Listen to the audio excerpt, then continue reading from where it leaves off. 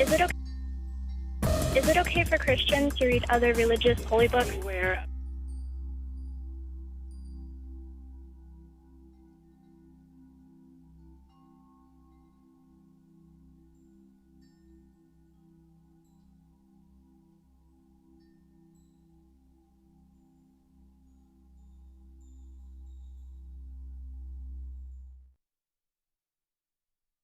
Is it okay for Christians to read other religious holy books? where America is in Bible prophecy? Women becoming pastors and anointing homes and praying over homes. Why would God have people tormented and burned for eternity? What happened or where Jesus went after he died. What is your opinion? What does the Bible say? This is Pastor's Perspective. We're here every Monday through Friday providing answers on a variety of topics, including the Bible, end times, other religions, and the family. And now here's today's host, Brian Perez. Thank you so much for joining us today on the Pastor's Perspective program. Thanks for watching us on YouTube and Facebook as well. We've got a very special guest in the studio today. I think you are special. We mean that in the best way possible. First of all, we've got Dr. Bobby Conway. He's special too. He's the 1 Minute Apologist. You can find out more about him on YouTube. Just do a search for 1 Minute Apologist. You can subscribe to his videos. Maybe this weekend you can binge watch all 1,000 of them. How many do you have now? What are you up to? Maybe over 1,100, I think. Is your mic on? Is my mic on? Now it is. Okay. Okay, yeah. So 1,100? Yeah, Wow. over 1,100, yeah. Very nice. Very nice. So check those out, 1 Minute Apologist on YouTube. And our guest is J. Warner Wallace. You know the name. Woo-hoo. You know his books like Cold Case Christianity. Check them out. He is in the studio today to tell us about his background, his training, and how he has used that to further the case for Christ. Not to be confused with Lee Strobel's book. That's But, right. anyway. Are we calling Bobby now Dr. Bobby? Is that what Dr. we're doing Bobby now? Conway, yes. If we knew Bobby before he was doctor, can I just call him Bobby? Is that okay? He pays me every time I say Bobby. That worked out good. That was smart of you to do that. That was smart of you, yeah. So welcome to the program. Well, thanks for having me. It's been about 5 or 6 years since I've been sat in this room, so I'm just Really? glad to be back here. Very cool. And this background, what a beautiful day we have to do this. Absolutely. So people know you as the guy who wrote Cold Case Christianity. You're a homicide detective, not to be confused with a homicidal detective. Yes. That would be bad. But so what came first? Have you always been a believer? I mean, obviously you weren't born a believer, but at what point did you realize that you needed Jesus in your life? There's probably about 35 or 36 by the time I went through this. Yeah, closer to 36 probably than 35. But I was not raised in the church. You know, it's not hard because this beautiful basin behind us here through these windows. I mean, this is a pretty large, highly populated, dense place to grow up. And I grew up just in Los Angeles County, and I just didn't know anybody.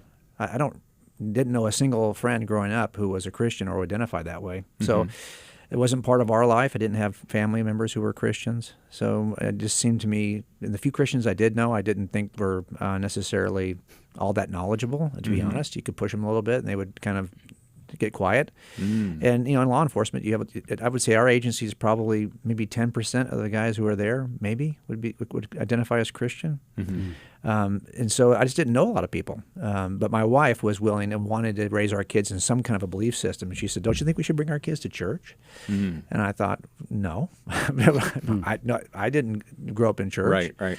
But my dad's the same way. You know, he was a very committed atheist, but he saw the value in Christianity. He thinks it's the most amazing, useful delusion you could have in the culture. He'd much rather live in a culture that believes Christianity is true than one that doesn't, although he doesn't believe it's true. And that's where I was. So I was more than willing to go if she wanted to go. And that's really how I encountered it. I didn't own a Bible, but I did buy one in order to examine these claims that this pastor was making about Jesus. And that's what started all this for me. And it was a number of years later, you know, that I thought I should probably learn more. My kids were young when I became a believer. My wife and I were together about 18 years before either one of us became believers. And so we raised our kids then from that point on in the church. And I started to serve in local, in ministry. Look, if you're sitting in your kids' Sunday school class, and they're in the second or third grade, and you sit there long enough, someone's going to ask you to teach it, right? Because you're there every week. They're like, "Hey, this dude's here anyway, and we could use another person teaching this." So they asked me, "Do you want to teach Sunday school?" I'm like, "I don't know anything about anything." He said, "It's okay. you're teaching second graders. We'll give you the curriculum. You just got to read it before you come, and that's how desperate they were for people to serve. And so that's how I got started, just studying Scripture, on a weekly basis to teach it to second graders. But our church also was partnered with the seminary here locally. It used to be called Golden Gate Baptist Theological. Now it's called Gateway. And so that's where I got my seminary degree ultimately. 7 years later, I was youth pastoring. And then I was a lead pastor for 6 years. Then I wrote Cold Case Christianity. And that kind of changed things for us. Wow. Well, I know for me, Jim, it's such a treat to have you on the program. I know we did a YouTube Live a few weeks ago. Yeah. The nature of today's discussion will be a little bit different. I'm so thankful for your friendship and your ministry. I've had you on the 1 Minute Apologist many times, so I want to encourage people to go and listen to more of these videos. I mean, I don't know. We probably got 30, 40 videos with you up there. I know we do. Yeah, I thought that was, you're so gracious. When I first started doing this, you didn't know me from anybody. And we had breakfast one morning out in North Carolina, and before I knew it, we had a bunch of these videos done, and I thought, wow.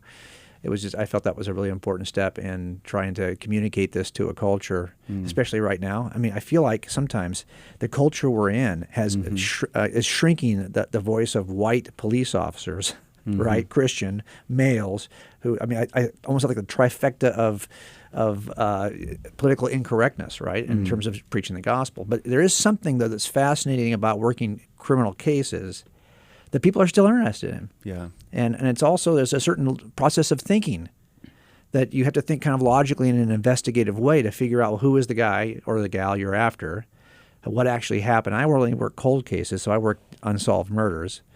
And so usually that means that somebody gave up on that case. Somebody who was originally investigating the case either retired out and never solved it, was transferred out of the division maybe and never solved it, or just got to the point where they're like, you know what, I can't solve it. It's not going to get solved until something breaks. And those are the kinds of cases we take. And so it teaches you how to puzzle. And that's the thing I'm trying to leverage, I think, right now with people to help them puzzle out what happened in the past when it comes to Jesus. Yeah, so I think that this episode today can be really helpful to parents. You've written a bunch of stuff as it relates to apologetics for the adult world, but you've also taken on some kids' books. You have been featured on Dateline. Keith Morrison has described you as the evidence whisperer around Dateline. That's what you were known as. So people might recognize you from Dateline news interviews. You have, just a wonderful background as a police officer, underground, undercover cop, SWAT team, detective, cold case. All of this stuff comes together. You obviously have a very analytical mind. And so I think it could be helpful in our time together. Let's just envision moms and dads, kids at home, and they're living in this culture, and you're a detective, and they're trying to raise little investigators. Right. And so we want to equip parents to raise little investigators. What are some things that parents need to know about the questions their kids need answers to in today's culture? Yeah, it used to be said, and there was good data on this, that the kind of age of skepticism, like 85% of people who became Christians by the time they were 18. Only another 15% would become Christians after the age of 18. And there was some good data on that I could see that's probably pretty close. And it just meant that at some point people encountered skepticism. And if you're thinking that's 18, it's probably when you went to college, that you might encounter somebody of a different worldview who's convinced you otherwise, and then maybe you have a less chance of being convinced that Christianity is true. Well, that age of skepticism has come down. I wrote a book with Sean McDowell called So the Next Generation Will Know. We actually looked at the surveys for this, and there's some good data that says it's right around 12, that 85% of Christians are Christians by the age of 12. That's the age of skepticism. Yeah. And when you look at the data for people who will say they are no longer Christians at the age of 20, let's say now they're a sophomore in college, and they're being polled and they're being asked, hey, all right, were you raised in the church? Yeah. So you believed it? Yeah. Now, do you believe that Jesus is Lord? Do you believe in God at all? No, not now. Well, if you ask those people who are no longer identifying themselves as Christians at the age of 20 or 22, when it was they first said, I'm out, it's not at the age of 18.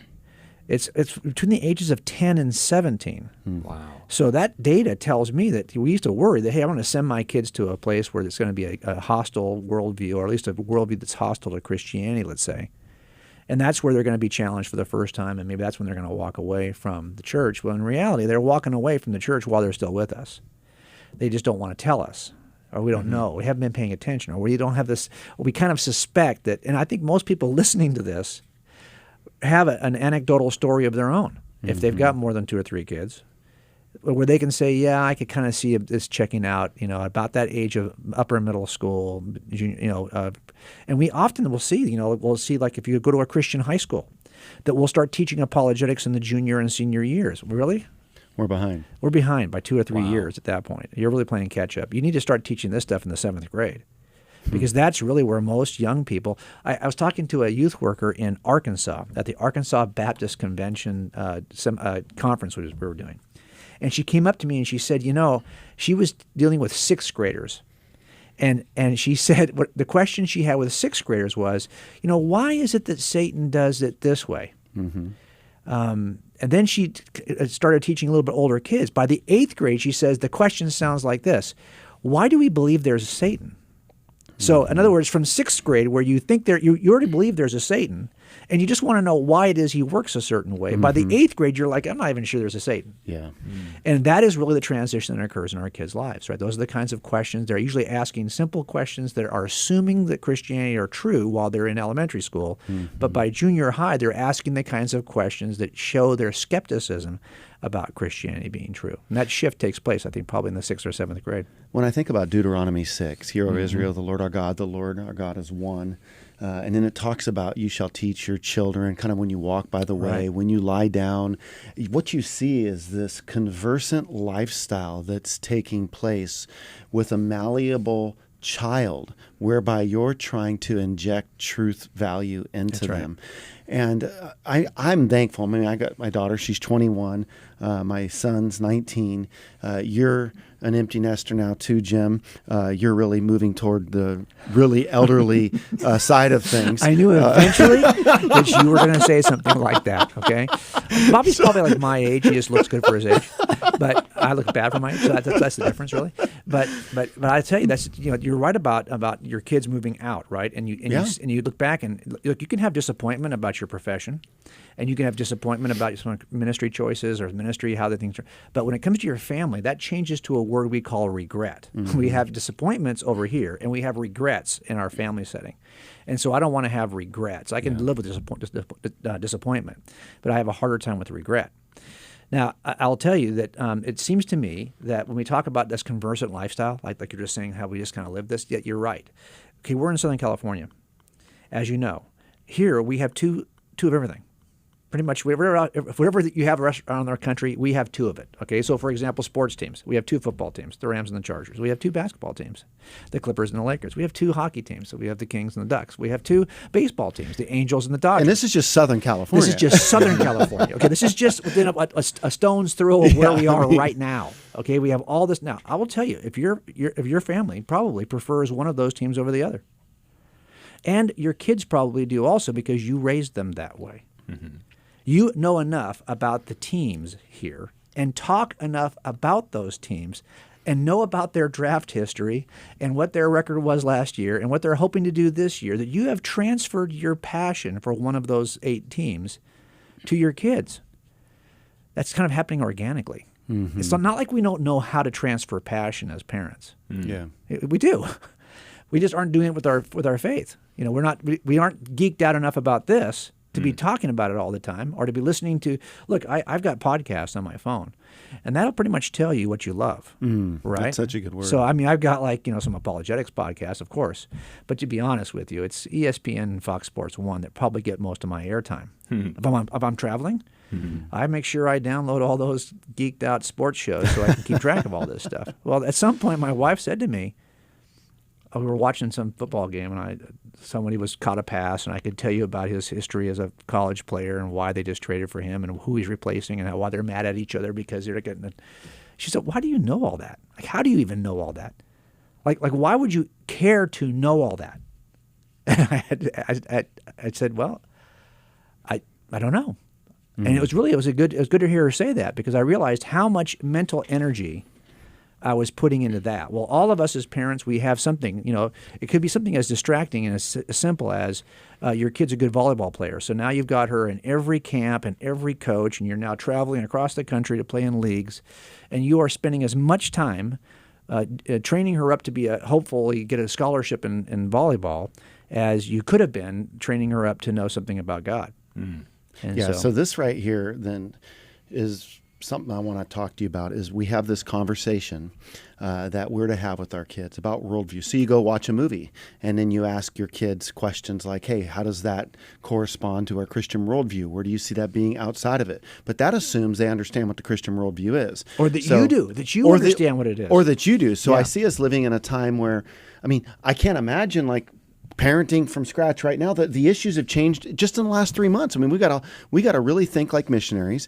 We gotta understand the culture and the context we live in. I could see parents throwing up their hands and going, "Look, you're a detective. You want me to raise these little inspectors. I'm not really sure what kind of a culture I live in." What do we say to moms and dads about how they can begin to navigate their kids toward a Christian worldview? And I'll say one last thing is an illustration. Robert Lewis is a mentor of mine. He's the creator of men's fraternity curriculum, Raising a Modern Day Knight. And when he would teach men's fraternity, he would say, I raised my kids with this image in my mind. One day, they are going to get a U-Haul in our driveway, and I'm going to pack that U-Haul up. And I was haunted, Robert Lewis said, by the question, when they drive away with a U-Haul truck filled with stuff, what are they really leaving with? Yeah, great question. I think that's a question that parents need to wrestle with. And what do we need to give them to leave with the right thing? Well, I think part of it is just going to be us making sure that our kids understand how to think clearly, how to think logically, how to assess truth. So it starts, look, if there's no truths, there are no objective truths about God or about anything, then there's no objective truth about Christianity. So I usually start with the truth. Now, when we wrote our kids' books, and I saw you've got one here from Lee, a friend of ours, Lee Strobel, who wrote The Case for Christ for Kids, and I followed in that ingenious way of titling books by putting all of my books for kids as well. But my hope was to provide a mystery that students have to read, that kids 8 to 12 would read, solving this mystery about a skateboard or a shoebox or, I picked a number of different things. The last book is about a little corgi puppy. So we design these mysteries, and then we teach you the reasoning principles that detectives use to solve mysteries. Now, do I really care about the mystery? No, what I'm really trying to do is help you think clearly about, what are the principles of clear thinking. What is the standard of proof? What is the difference between objective truth and subjective truth? I hear this all the time on the news nightly. But people will talk to things about and use the expression their truth, speaking your truth, speaking my truth, speaking their truth, as if everything is a matter of personal subjective opinion. And we have subjective opinions, but there are some things that are based in the object, not in my view as the subject. And I don't think our kids even see that right now. The teaching of the academy over the last 15 years, we used to always think, well, hey, at some point they're going to graduate from college and life's going to hit them in the face and they're not going to believe that nonsense. No, actually, the academy is caught up with the world. Absolutely. And those folks are now in the culture, and they are confused about the distinction between subjective truth claims and objective truth claims. And that distinction for kids, if you just did that, we would actually inoculate our kids from a lot of bad thinking.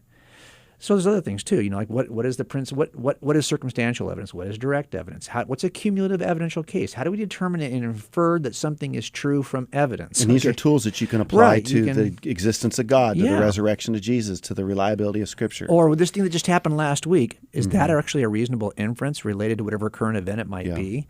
But there's always going to be some current event that we're going to look at sideways and think, wow, is that, how should I think about that? How should I assess that evidence and draw a conclusion? And this is, I hope it's not going to change. I'll tell you why. Most of my work has been done in criminal trials with jurors. And we have to be able to help them to see that some things about what happened 30 years ago in this case are not a matter of personal opinion. If everything's a matter of personal opinion, we're not going to be able to seat a jury anymore. We have to kind of help that voir dire process, right, where we're interviewing jurors to see if they understand the rules of evidence enough to be able to sit on our jury. I'm worried that in 30 years there won't be anyone who accepts the idea that some things are objectively true, whether you like them or not. And if that's the case, we're going to have a hard time in paneling jurors. Yep. In case you've just joined us, you're listening to a special edition of Pastor's Perspective. Brian Perez here, along with Dr. Bobby Conway from the 1 Minute Apologist channel on YouTube, and J. Warner Wallace from coldcasechristianity.com. You can find out more about him there on that website, coldcasechristianity.com. People can order books and things that you have there, follow you on social media. And yeah, absolutely. You've got all that I think we're in that generation, right, where we want to give as much free content as we can. So we always say, hey, a book is a nice deep dive, but boy, we try to offer as much free stuff as we can on the website. Great. Should parents force their kids to go to church? At what point should they make it, where, okay, it's Sunday morning, some kids feel, I don't want to go to church. Do we force them to go, or do we kind of leave it up to them? Or is it's probably different in every situation, but... Right. Well, do we force our kids to go to sleep when it's 1 o'clock in the morning and they don't want to go to sleep? We have a sense that there's something good about certain basic practices that we repeat all the time that we would say, hey, this might be good for you even though you don't see the value in it right now. And so as your parent, my responsibility is going to be that I'm going to have to see the value in it even when you don't. But at the same time, I would say, look, I this is going to sound terrible, but I put a high demand on my church when I was leading a church and when I was the youth pastor to make sure that this church dealt with the most important generation that I saw that was attending church, and that's always the next generation. Because if we care about the future of the church, and look, I always put it this way. When I was a parent of young kids, and my kids are now like 31 to 24. So when I was a parent of young kids, I made choices that were on their best interest, not mine. I didn't go to my restaurant I wanted to go to because that wasn't going to work for them. So I went to a lot of restaurants I didn't want to go to. I saw a lot of movies I did not want to watch. I took family vacations that were not my first choice. We make these kinds of sacrifices because we know we are raising kids. Okay, the church is raising kids. We, the church, big C, we are raising kids. They may not be your biological kids, but they are your kids. Now, the question is, are you willing to sacrifice something? Well, that sermon it might be good for them, but it's not good for me. Well, that style of music is not my choice, but okay, I made sacrifices. I didn't even listen to my radio stations that entire time I was raising kids. I wanted to hear what they were listening to. We make these sacrifices for kids because we think they are important, and we want to know what they're up to. We want to know what they like. We want to know what they're thinking. What are they hearing? The same thing has to happen, I think, in the church. So I think that we should have a high bar. If I'm in a place where my kids hate to go, I'm going to examine why is that? Why would I think that would be a good thing to constantly, give them a hammer and ask them to bang their toe? At some point, I've got to find the place that speaks at a level, engages them with the amount of passion that brings them in and makes them interested in this. But as long as it's a solid Bible-teaching church. I mean, this is why when we did this work with students, we were so immersive in how we trained students. And that's what we try to do with our kids' books too, right? Of course, but the question is, how do I if I was interested in teaching theology, orthodoxy, to high schoolers, I could just, every time they come, I could just, do systematic theology. I could just take a good systematic theology and go through it page by page every Sunday.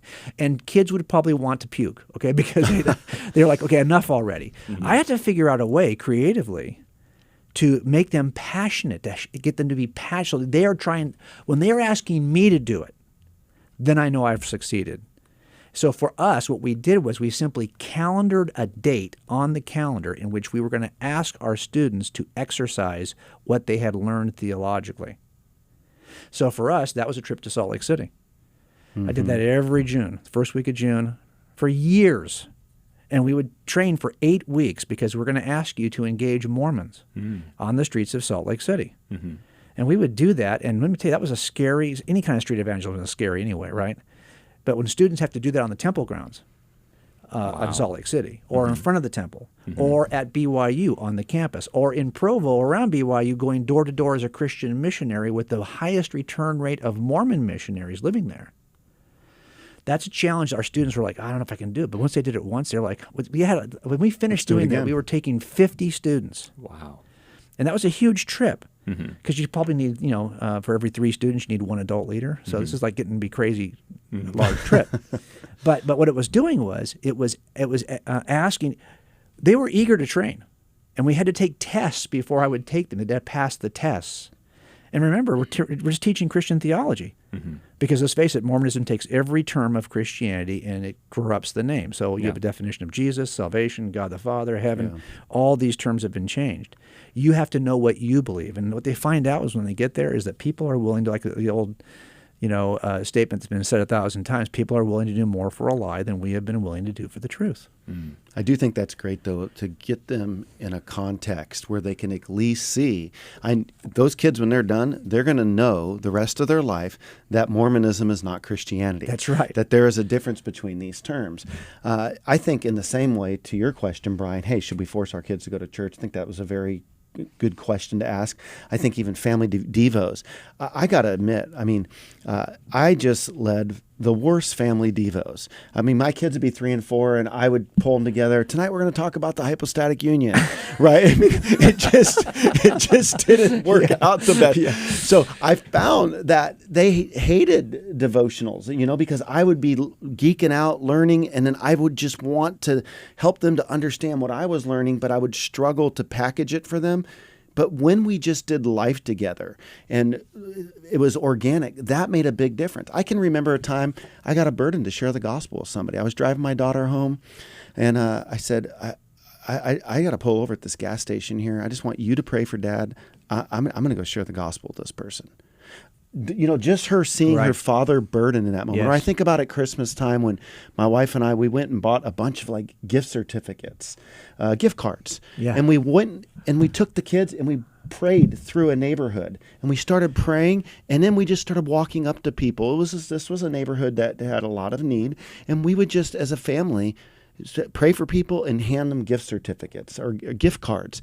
I think that my kids remember that more than me sitting around trying to talk about, the dual natures of Christ and how that all works together, though they appreciate that now.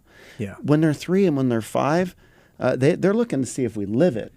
And then after you watch a movie and we just have a conversation. So for me, that structural stuff, it can be great. But when 3 of the 4 of us are ADD in the Conway household, me included, the rabbit trails are unbelievable. Just trying to keep us on track. We need organic. Dude, lead a house church. I did that for 6 years, so that was Rabbit Trail City. But okay, so I'll just tell you though, there's good data, and I've listed it at coldcasechristianity.com. There's an article that's the only article that has the word "updated" in it, and I update it as much as I can. It's got every survey related to the attrition rate of young people and what actually works with young people in terms of helping them understand theology. And one of those is you'll see if a parent shares Christ with people in front of their kids, they have a higher likelihood of retaining and staying and retaining their Christian identity through the college years. So it turns out if you've served on a missions trip together as a family, you've got a higher rate of retention.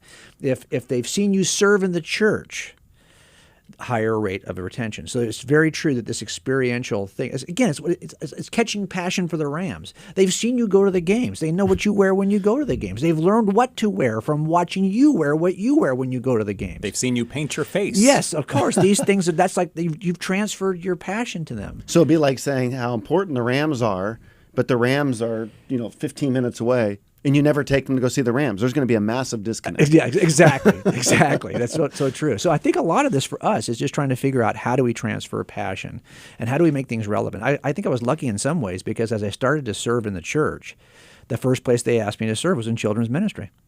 So I knew, but what was great about it was I was not doing my PhD at that time. I was just trying to figure out what does the Gospel of Matthew say. I was really just starting to kind of investigate all this. And as I was reading through it, it was easy for me then to pitch it in a way that the kids could catch it because I basically needed it pitched to me that way. Yeah. And that made it a little bit easier for me. And then I also, I came out, before I became a detective, I have a degree in design and a master's in architecture. So I was always a very visual person who could sketch quickly. Yeah, go check out your website and people can see that. Yeah, so I'm just trying to figure out how do I communicate this visually to students in a way. So when I did family devotionals, we weren't as consistent as we should have been. I think probably everyone who's tried this will say that, right? We always start well. Then things kind of pop up and you have to restart and restart and restart. So we did a lot of that. But most of it was like a Sunday night whiteboard.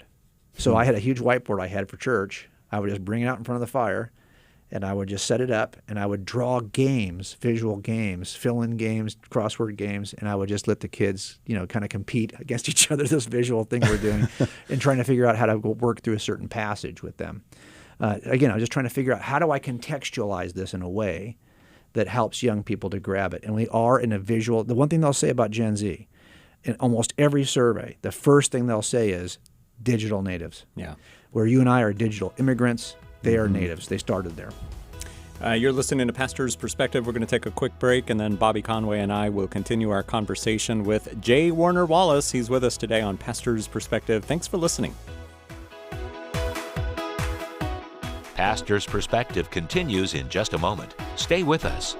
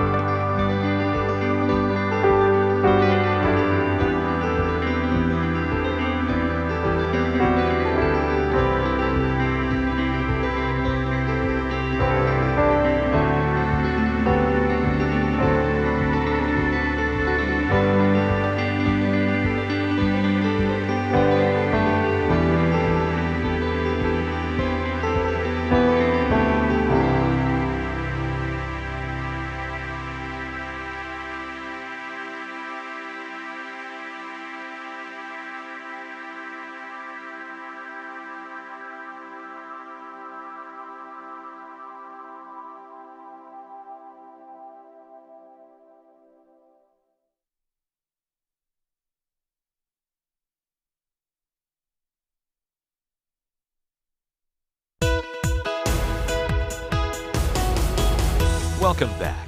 Pastor's Perspective continues. And now, here's today's host, Brian Perez. Welcome once again to the program. Bobby Conway here with me as well, and our very special guest, J. Warner Wallace. You can find out more about him at coldcasechristianity.com. That's the title of one of his books. But how many books have you written altogether? We've done 7 now. I'm writing number 8 right now. Very good. So, and they're all available on? They're all available everywhere.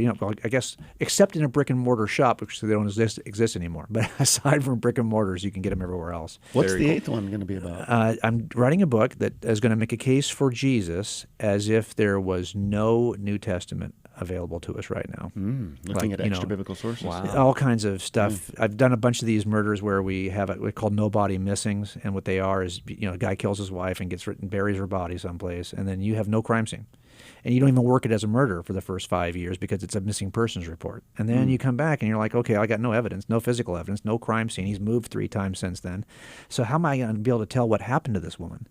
Well, you do it because there's a bomb that explodes at the point of every murder. And before that bomb explodes, there's a long fuse that's burning toward the bomb explosion. And then after it explodes, there's all kinds of shrapnel all over the place. So I talk about this in front of juries. I always say, I'm going to demonstrate for you from the fuse and the fallout what happened on the day of the murder. So I thought, was there enough fuse and fallout that we could demonstrate what happened in the first century with Jesus, even if we had no crime scene? Wow. I think there is. Yeah. So it's kind of the inverted opposite view of approach I took to cold case, where I'm looking at everything in the crime scene and trying to show why this is reasonable. Right. Now I'm saying, hey, forget this. Just get rid of every gospel. If all these things had been destroyed by some future regime, you'd still be stuck with Jesus of Nazareth as you know him in Scripture. So I want to ask you something real quick. A couple of things I want to ask you. But Bobby, you mentioned the importance of living out your faith in front of your kids, teaching them, letting them see you talking to other people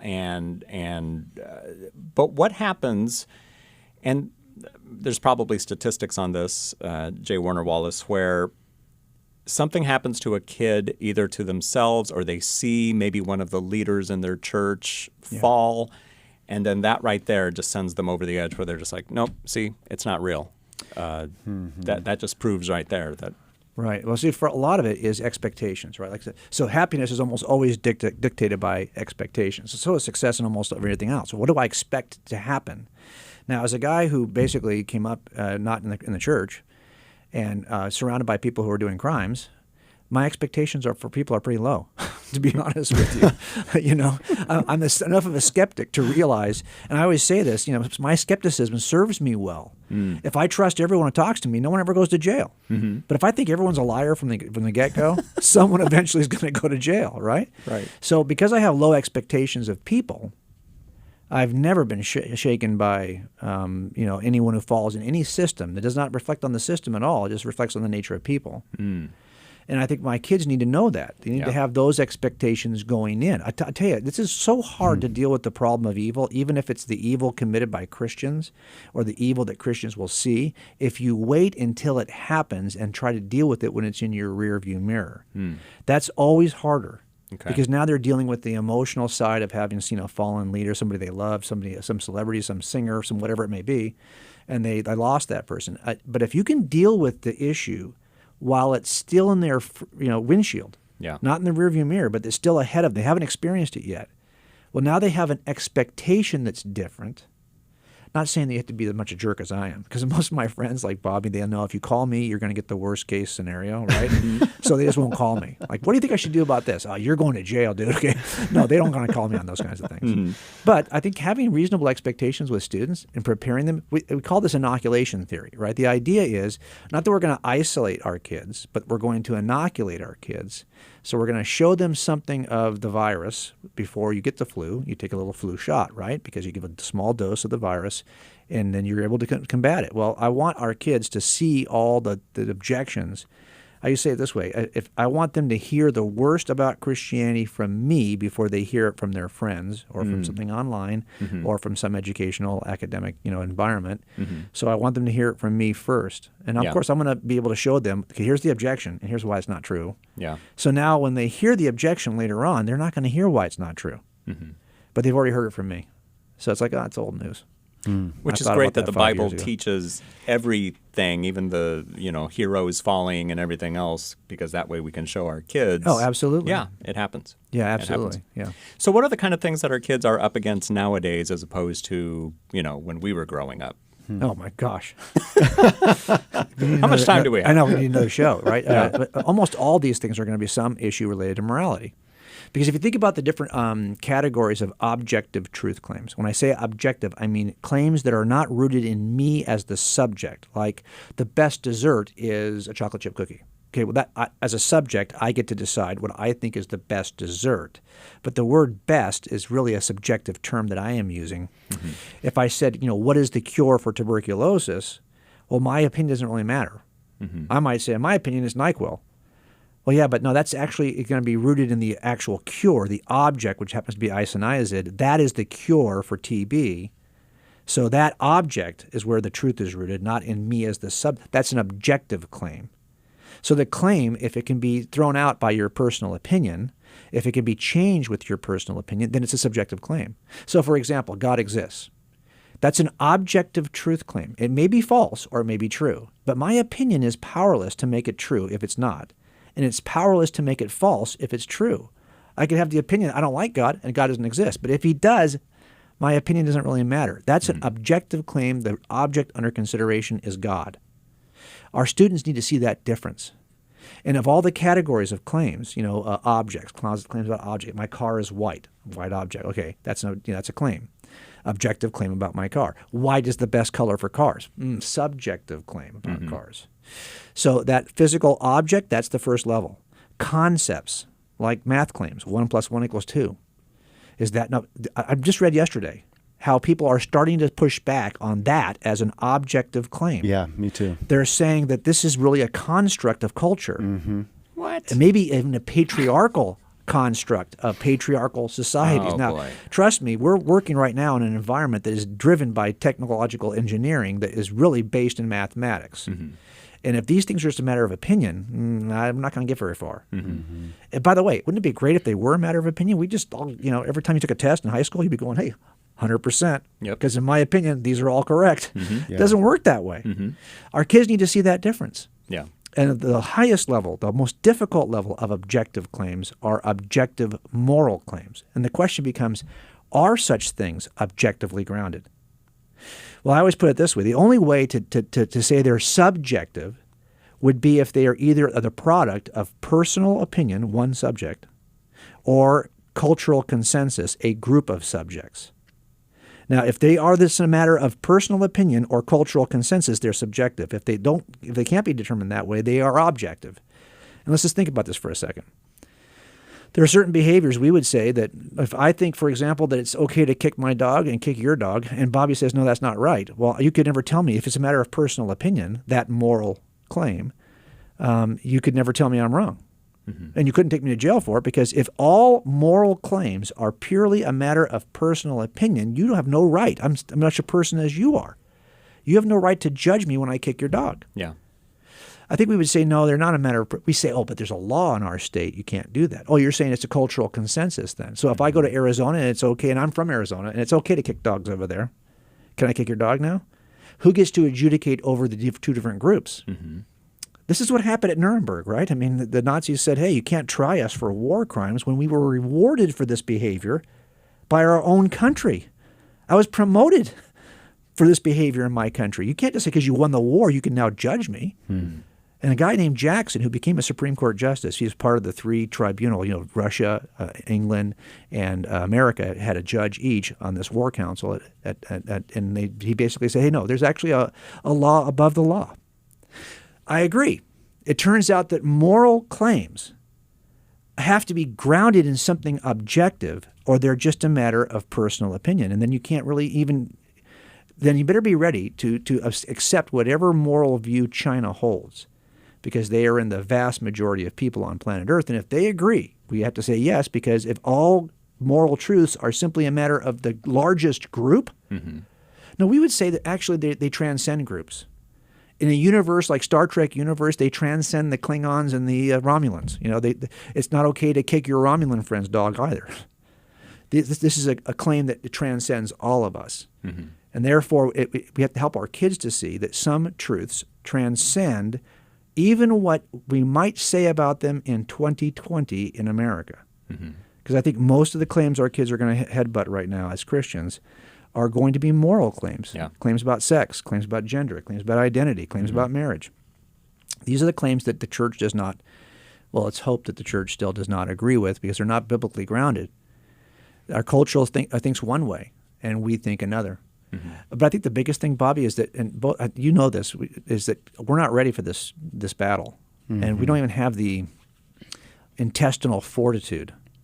Our kids don't have it. They have a sense that we can somehow be persuasive and still retain our popularity, the number of likes we get on an Instagram or TikTok, wherever it may be, when in reality, if we adopted the views of Jesus on these issues, we're going to be persecuted. Mm-hmm. Yeah, and you think about the way that God parents us compared to the way we parent our kids. I mean, it's gotten so bad. There's probably special helmets that parents get their kids to take a shower with so they don't slip and fall. But, you think about Jesus. I mean, he warns us, in this world you're going to have trouble, but take heart, I've overcome the world, John 16:33. He tells us to take up a cross. He was not trying to keep us safe all the time. Right. And I think safety has become such a value, and I get it. Like, I feel the same thing as a father, like, I got to protect my children, I got to keep them safe. But it's unrealistic to think that I can protect them if safe means you're not going to offend people because you're a Christian. Well, do you remember this old expression we used to have when we were kids? Sticks and stones will break your bones, but names can never hurt me. Mm-hmm.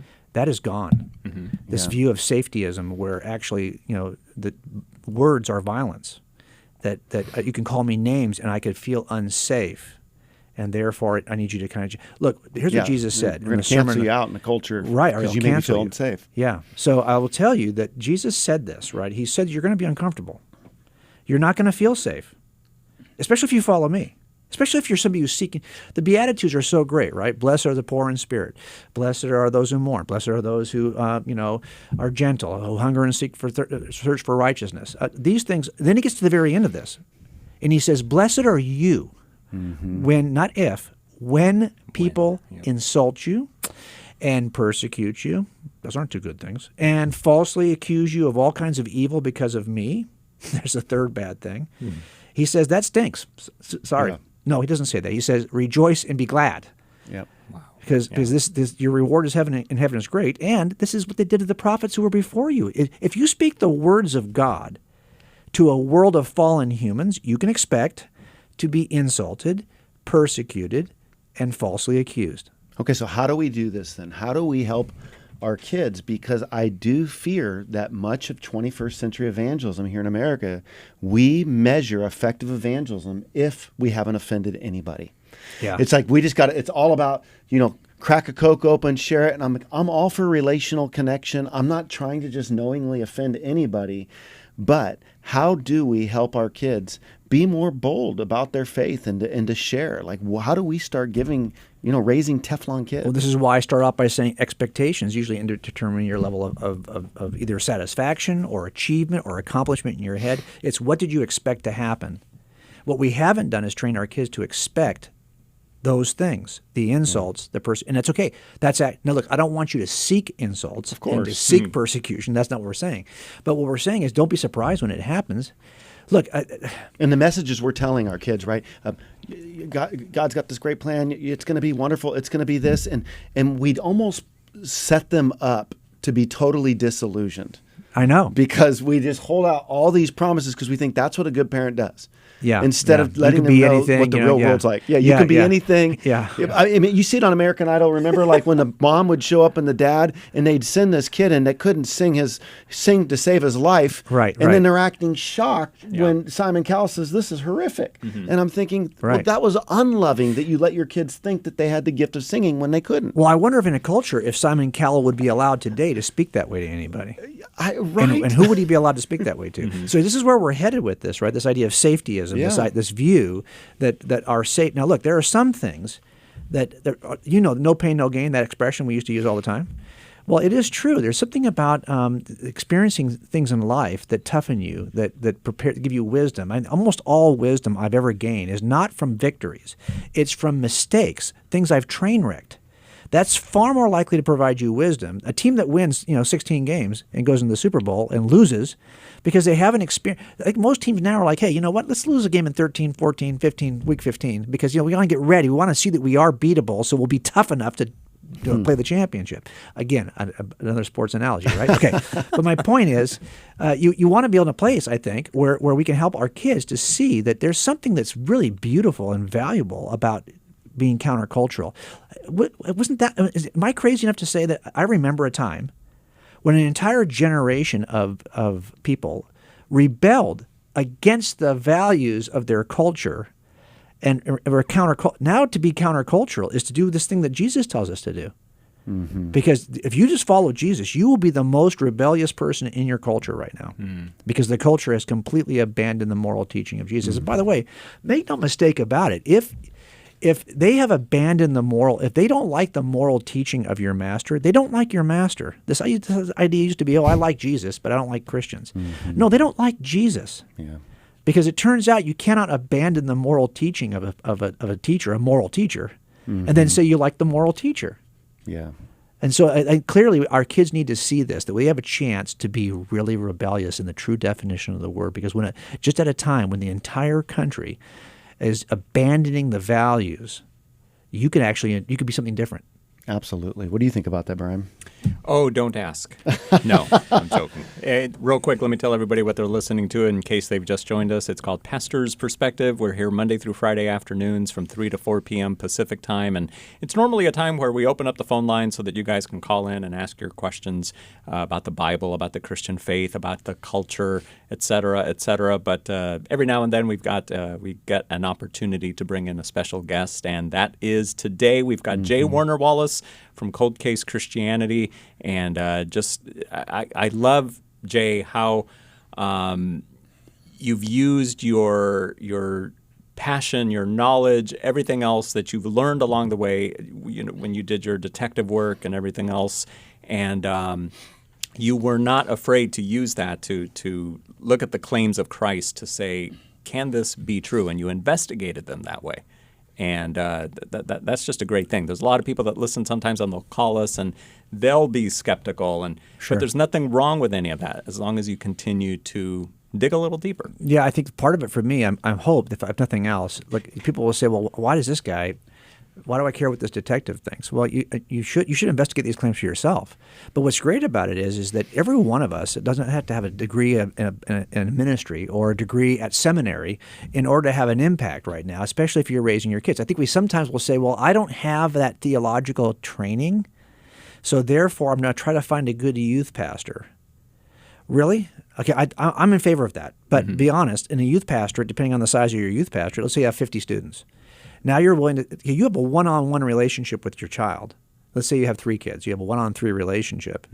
And that's a great place. I don't know if for any of you who homeschool, we homeschooled for years, and it's not like we were super brilliant.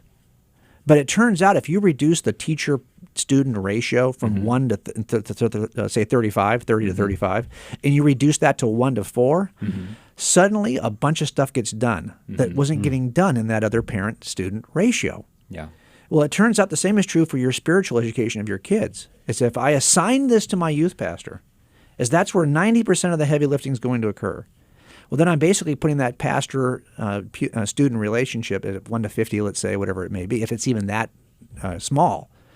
Instead of, I've got a 1 to 3 relationship in the spiritual upbringing of my kids.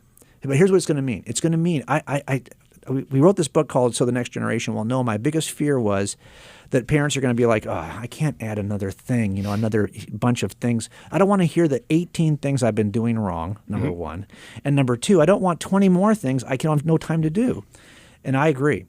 So what we're saying is it's time to basically exchange whatever it was that you're spending your time on, because you're spending it on something, and to figure out a way to reappropriate some of that energy. And it's about what it is you're willing to listen to. What are you listening to on podcasts? What are you watching? How much time do we spend on Netflix? Right? That's some time we're going to have to reallocate probably so we can become the best Christian apologists that our kids ever know. Because trust me, they can go on Bobby's site.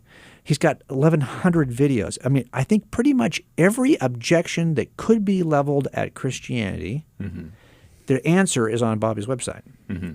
But to be honest, our kids don't want you to recommend J. Warner Wallace and Bobby Conway. They want to know from you as you're driving home from getting picked up from some sporting event and someone's challenged them at the sporting event or at school, and they're in the car and you've got 4 or 5 minutes, and by the time they get home, they're going to get distracted on something else. They want to know right now, how do I answer that?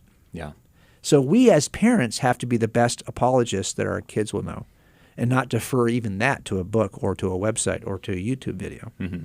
Yeah, we are definitely living in a time, in America in particular, where we are going to have to know our stuff better than we did in the past. You'll often get people who are just more relationally inclined and, hey, I just want to connect relationally. And I get that. Like, that's great. We need to connect relationally.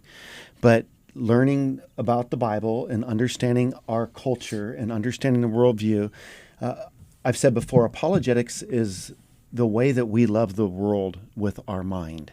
And so we owe it to our culture, even if we don't like thinking about intellectual things, doctrine, culture, theology. We owe it to those who are lost to love them enough with our mind to take time to understand what we believe, why we believe it, and we need to be willing to live it. And I think giving our kids that same mindset can really help them. I'm so thankful. I mean, I look in my own life. My kids saw my wife and I have a lot of intense fellowship through the years. We argued a lot. That's a code word. Right? Yes, it's a code fellowship. word. That's it. Yeah, right. I'm going to use that also. We argued a lot more than I would like at times. We fumbled through life. My kids saw me go through a dark season of doubt while I was a pastor.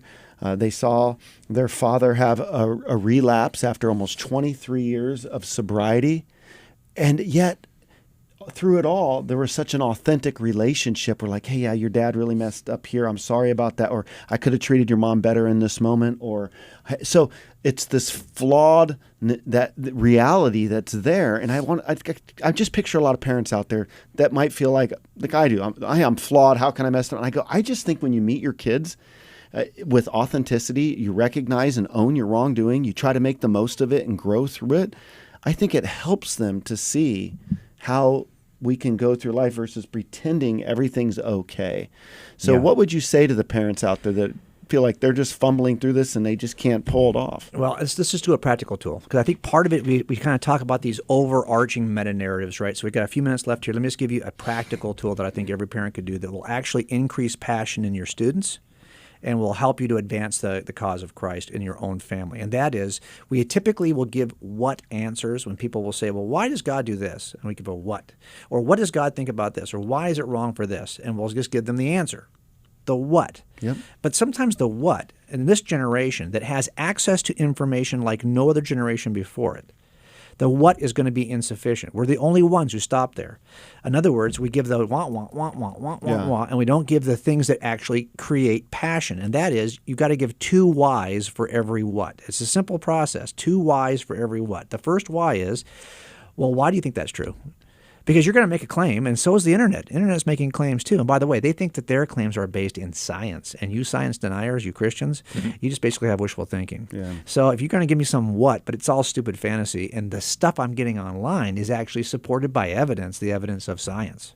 Okay, so we need to be able to help our students see, our kids see, why this thing you just said is true. And I want you to use both books, the book of special revelation, the book of Scripture, and the book of natural revelation, the book of nature.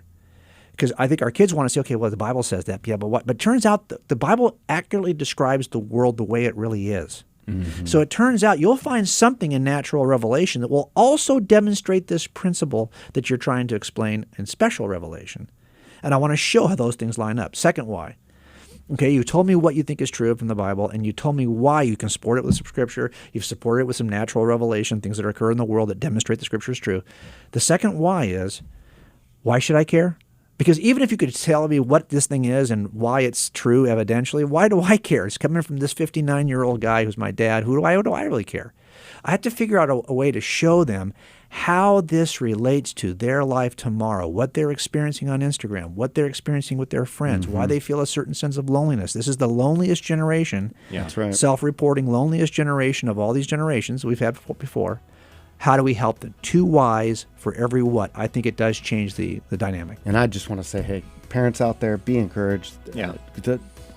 Your kids can come through and just be authentic and real with them. And thank you so much, Jim. Thank you.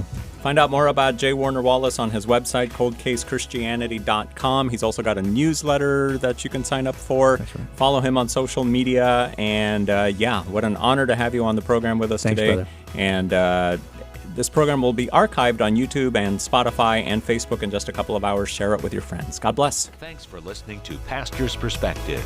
We trust you've been blessed and had your question answered. Join us Monday through Friday and follow us on Facebook at facebook.com/Pastor's Perspective. The preceding was sponsored by Calvary Chapel, Costa Mesa, California.